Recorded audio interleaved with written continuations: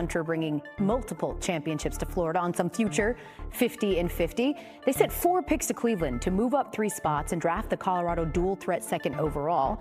They then gave him his entire $30 million bonus up front, putting their money where their proverbial mouth is. The plan is to play Hunter at both receiver and defensive back, but can he do that at the NFL level?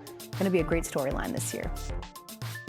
Hey Travis, this is James Gladstone with the Jacksonville Jaguars. We're moving from pick 5 to pick 2 because you're the one we've been hunting up. Yes, sir. That's the best decision. Jacksonville made the biggest trade in this year's draft, leapfrogging up the board to the number 2 overall pick.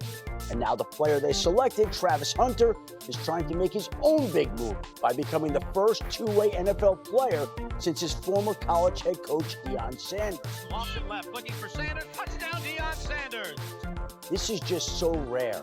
But then again, so are the talents of Hunter, who's being onboarded in Jacksonville as a wide receiver, but also will be used at times at cornerback. You know, in the pros, it's going to be the same way for me, but I don't have schoolwork, so I can go my 24 hours with nothing but football. It's what Hunter did at Colorado last season. Touchdown! The best player in college football! When he played 1,481 total snaps, nearly 300 more than any other player in college football. And if Hunter is used enough on both sides of the football in Jacksonville, the Jaguars are open to using him in the most effective ways, then he will do things that no one has seen for years. Celebrate like it's 1996. 1996. Back in 1996, Deion Sanders became the last NFL player with at least 8 starts on both offense and defense in the same season. Deion playing both ways this year. He's been out only 4 plays all night.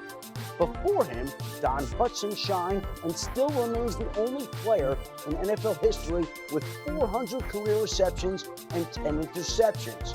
Following their two-way careers, both Hutson and Deion wound up in Canton in the Pro Football Hall of Fame. Now Hunter is starting his own two-way journey in a way that today only he can. Let's keep it Travis Hunter with our guy, NFL analyst Field Yates. And Field, we know that Travis Hunter has said as many times as he can he wants to play both ways. But how do you see the Jaguars utilizing him this season? Yeah, Elle, I do think he's going to end up playing both ways. But their GM, James Gladstone, said something recently that I thought was interesting. Basically, that they onboarded him as a wide receiver during OTAs because defense comes so instinctively to him. So it might be natural to expect that Travis Hunter leans slightly more towards defense during his rookie season.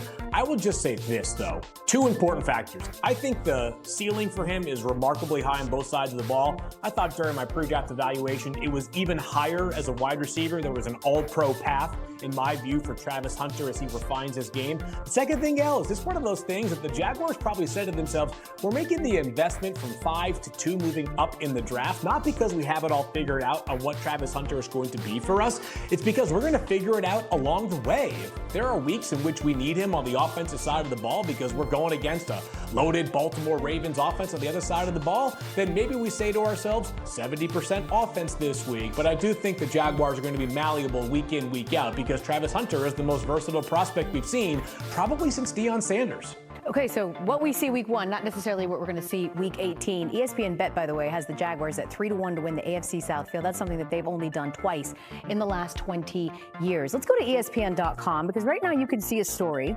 in which we see our executives, coaches, and scouts in the NFL ranking their top running backs. And this is going to shock no one, but Saquon Barkley is number 1. What might be a shocker was that somebody actually had him ranked second in field. We know that Saquon was drafted as the RB5 last season, certainly crushed those expectations.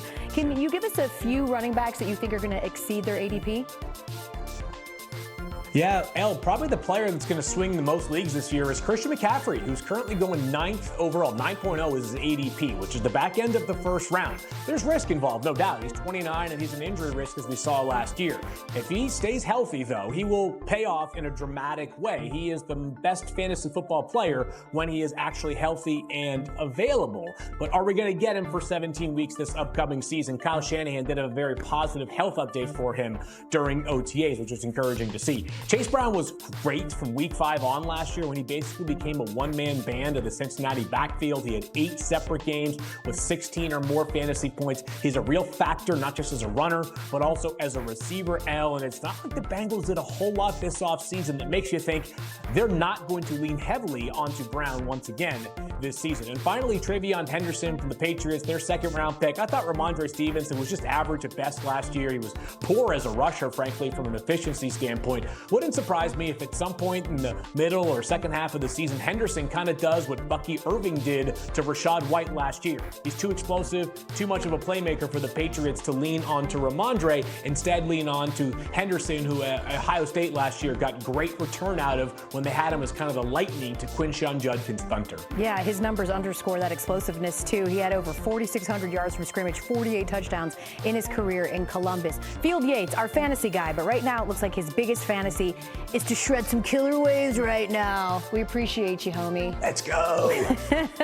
All right, we're going to send it back out to someone who's standing by with the waves, Amina Smith, who's in Newport, Rhode Island. Told him here on SportsCenter, you know, something I'm working on my personal journey is getting less defensive. But Jets cornerback Sauce Gardner trying to up his game defensively. 24-year-old saying new head coach Aaron Glenn and defensive coordinator Steve Wilks aren't letting him get complacent with his first couple of years in the league. I'm not saying that's who I am, Gardner says, but it's great to just have those type of guys that are going to demand a lot out of me and just push me in ways that I've never been pushed before.